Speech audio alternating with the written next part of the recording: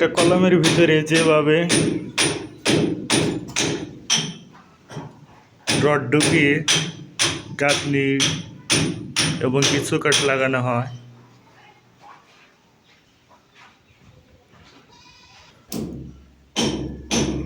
দেখুন এই সেই ভিডিও।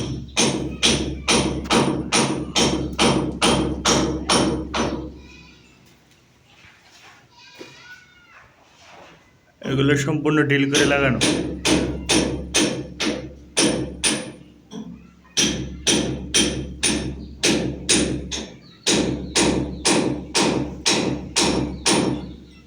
কাঠের চৌকাঠ এভাবে লাগানো হয় বিল্ডিংয়ের মধ্যে।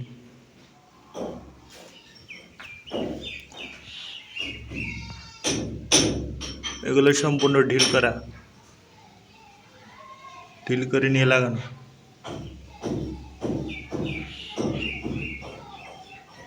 যাতে কলমের উপর কোনো প্রকার প্রেশার যাতে না পড়ে, এই জন্য সিস্টেম।